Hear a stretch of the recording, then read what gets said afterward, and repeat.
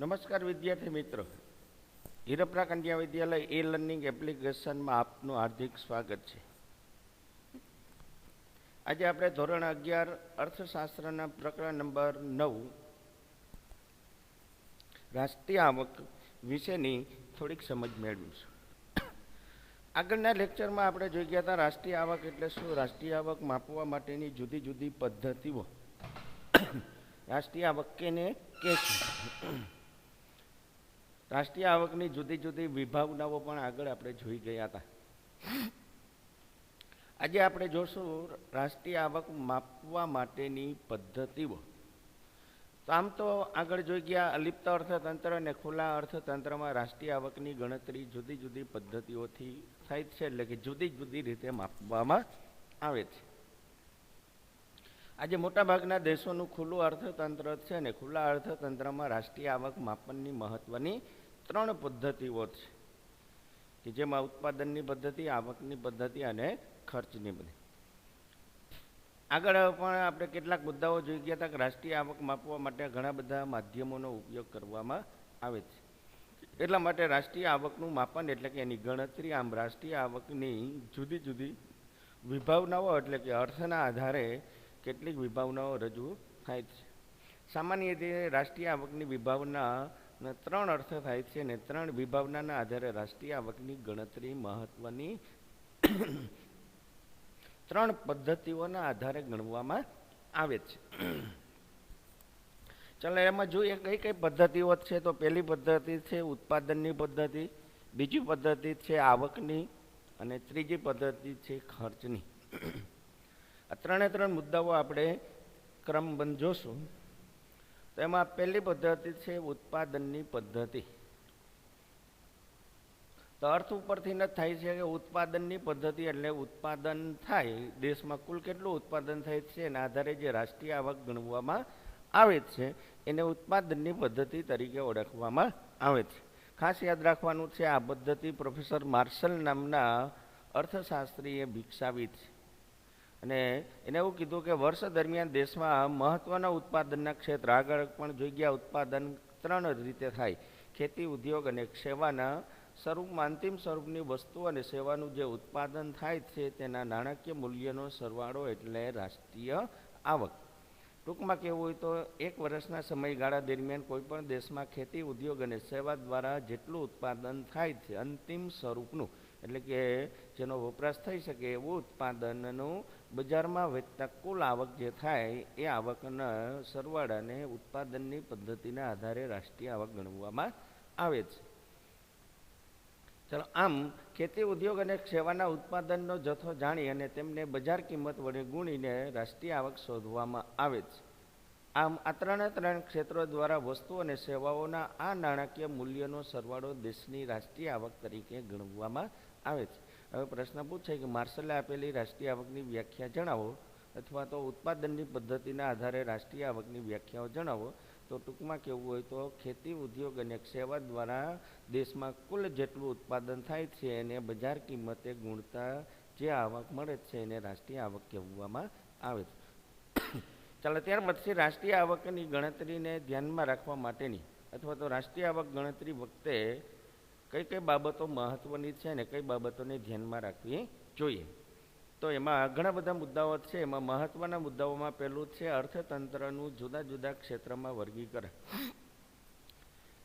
અર્થતંત્રનું રાષ્ટ્રીય આવકમાં જુદા જુદા ક્ષેત્ર એટલે કે ખેતી, ઉદ્યોગ, સેવા, ખાણ, ખનિજ, મેન્યુફેક્ચરિંગ, વેપાર, વાણિજ્ય, વાહન વ્યવહાર, સંદેશા વ્યવહાર, બેન્કિંગ, શિક્ષણ, આરોગ્ય, રહેઠાણ વગેરે ક્ષેત્રનું વર્ગીકરણ કરવામાં આવે છે અને એના આધારે રાષ્ટ્રીય આવક ગણવામાં આવે છે. બીજો મુદ્દો છે વસ્તુ કે સેવાની પસંદગી. તો અર્થતંત્રના જુદા જુદા ક્ષેત્રમાં ઉત્પન્ન થતી માત્ર અંતિમ સ્વરૂપની વસ્તુઓ અને સેવાઓને જ ગણવામાં આવે છે. એવી વસ્તુઓની પસંદગી, સેવાઓની પસંદગી કરવી કે જે અંતિમ સ્વરૂપની વપરાશી વસ્તુ હોય, વચગાળાની વસ્તુની ઉપયોગી એટલે કે વચગાળાના ઉપયોગની વસ્તુઓ ગણવામાં આવતી નથી, જે આ પદ્ધતિની એક મહત્વની બાબત છે. નંબર 3, ગૃહિણીના ઘરકામની સેવાઓ. એટલે કે ગૃહિણીના કામની સેવાઓનું કોઈ બજાર હોતું નથી, બજારમાં વેચી શકાતી. ગૃહિણી એટલે ઘરના સભ્ય જેનું નાણાકીય મૂલ્ય માપી શકાતું નથી, તેથી તેને રાષ્ટ્રીય આવકમાં ગણતરીમાં લેવામાં આવતી નથી. ત્યાર પછીનો ચોથો મહત્વનો મુદ્દો છે સ્વવપરાશ. સ્વવપરાશ એટલે ઉત્પાદકે પોતે ઉત્પાદન કરેલી વસ્તુમાંથી કેટલીક વસ્તુ પોતાની માટે રાખે તો એને સ્વવપરાશ કહેવાય. સામાન્ય ઉદાહરણ લઈ કે આપણે આપણા પપ્પા ઘઉં વાવે છે, તો બધા ઘઉં બજારમાં વેચાતા નથી. કેટલાક ઘઉં આપણે વર્ષ દરમિયાન ખોરાક માટે ઘરે રાખીએ છીએ. એ જે ઉત્પાદન છે એને રાષ્ટ્રીય આવકમાં ઉત્પાદનની પદ્ધતિમાં ગણવામાં આવતો નથી. વ્યાખ્યામાં જોઈ ગયા હતા કે એક વર્ષના સમયગાળા દરમિયાન ખેતી, ઉદ્યોગ અને સેવા દ્વારા ઉત્પન્ન થયેલી વસ્તુ ગુણ્યા બજાર કિંમત. પણ એમાંથી જે ઉત્પાદન ઘઉંનું થયું એમાંથી કેટલુંક ઉત્પાદન સ્વ વપરાશ માટે ઉત્પન્ન થયેલી વસ્તુઓ બજારમાં વેચાતી નથી, એટલા માટે એનું નાણાકીય મૂલ્ય આંકી શકાતું નથી, માટે તેને રાષ્ટ્રીય આવકમાં ગણવામાં આવતી નથી. સામાન્ય અર્થમાં ભારતમાં ખેડૂતોએ સ્વ વપરાશ માટે રાખેલા અનાજ અપવાદ તરીકે રાષ્ટ્રીય આવકમાં ગણવામાં આવતું નથી. નંબર 2, સંરક્ષણ અને પોલીસ. તો સંરક્ષણ પોલીસની સેવાઓ બજારમાં હોતી નથી, તે બજારમાં વેચી શકાતી નથી, છતાં પણ ભારતમાં રાષ્ટ્રીય આવકની ગણતરીમાં તેને ધ્યાનમાં લેવામાં આવે છે. ચાલો, ત્યાર પછી આરોપિત ભાડું. તો પોતાનું મકાન બીજાને ભાડે આપ્યું હોય તો તે ભાડું મળી શકે તેને આરોપિત ભાડું કહેવામાં આવે છે, જેનું મૂલ્ય રાષ્ટ્રીય આવકમાં ગણવામાં આવે છે. એક વાક્યમાં પૂછાય છે આરોપિત ભાડું એટલે શું? તો તમારી માલિકીનું મકાન હોય અને બીજાને ભાડે આપ્યું હોય તો એ જે આવક થાય એને આરોપિત ભાડા તરીકે ઓળખવામાં આવે છે. ચાલો, ત્યાર પછી બેવડી ગણતરી, જે ખૂબ મહત્વનો મુદ્દો છે કે રાષ્ટ્રીય આવકની ગણતરી કરતી વખતે બેવડી ગણતરીના મૂલ્યને ધ્યાનમાં રાખવું જોઈએ. બેવડી ગણતરી એટલે 2 વખત ગણતરી ન થાય એની તકેદારી રાખવી જોઈએ. આમ બેવડી ગણતરી ટાળવી જોઈએ. આમ રાષ્ટ્રીય આવક પેદાશની ગણતરીમાં બેવડી ગણતરી દૂર કરીને રાષ્ટ્રીય પેદાશ ગણવામાં આવે તો જ રાષ્ટ્રીય આવકનું સાચું મૂલ્ય મળે છે. આમ રાષ્ટ્રીય પેદાશમાં કોઈ એક વસ્તુનું મૂલ્ય એક કરતાં વધારે વખત ગણવામાં આવે તો એને બેવડી ગણતરી કહેવાય છે. ને આવી બેવડી ગણતરીથી રાષ્ટ્રીય આવક કૃત્રિમ રીતે ઊંચી આવે છે, અને જે રાષ્ટ્રીય પેદાશની ગણતરી કરતી વખતે બેવડી ગણતરીથી બચવું જોઈએ. આ માટે રાષ્ટ્રીય પેદાશમાં વર્ષ દરમિયાન ઉત્પન્ન થયેલ લોખંડ અને તેમાંથી બનાવેલા યંત્ર. સામાન્ય એક ઉદાહરણ લઈએ કે વર્ષ દરમિયાન દેશમાં જેટલું લોખંડ ઉત્પાદન થાય છે એનું મૂલ્ય ગણી, એ લોખંડમાંથી પાછા યંત્ર બને એનું પણ મૂલ્ય ગણી, એમ બંને વસ્તુઓનું નાણાકીય મૂલ્ય ગણવામાં આવે તો બેવડી ગણતરી થશે. કારણ કે યંત્ર બનાવવા માટે લોખંડ જોશે, લોખંડનું ઉત્પાદન ગણ્યું, પાછું એનું એ લોખંડ યંત્ર બનાવવા વપરાણું તો યંત્રના મૂલ્યનું પણ મૂલ્ય ગણ્યું, તો એના કારણે શું થશે તો કે લોખંડનું મૂલ્ય 2 વખત થશે. એક વખત લોખંડના ઉત્પાદનમાં થશે, બીજી વખત યંત્રના ઉત્પાદનમાં, જેને બેવડી ગણતરી તરીકે ઓળખવામાં આવે છે. કારણ કે યંત્રના મૂલ્યમાં લોખંડનું મૂલ્ય સમાયેલું જ છે, એટલે કે જો લોખંડનું મૂલ્ય પણ ગણીએ તો યંત્રનું મૂલ્ય પણ ગણવામાં આવે તો લોખંડનું મૂલ્ય 2 વાર થશે. આવી રીતે બેવડી ગણતરી કરવામાં આવે તો રાષ્ટ્રીય આવકનું સાચું મૂલ્ય જાણી શકાતું નથી. અને એ માટે બેવડી ગણતરીથી બચવા માટેની મહત્વની 2 પદ્ધતિઓ છે, જેમાં પહેલી છે માત્ર અંતિમ વસ્તુઓનું જ મૂલ્ય ગણવું. કે દેશમાં જે ઉત્પાદન થયું છે એ ઉત્પાદનમાંથી અંતિમ વસ્તુઓ એટલે શું એવું વારંવાર પૂછે છે. અંતિમ વસ્તુઓ એટલે કે જે વસ્તુઓનું ઉત્પાદન થયા પછી એના ઉપર કોઈ પણ પ્રોસેસ કર્યા વગર સીધો જ વપરાશ કરી શકાય, જેને અંતિમ વસ્તુઓ કહેવામાં આવે છે.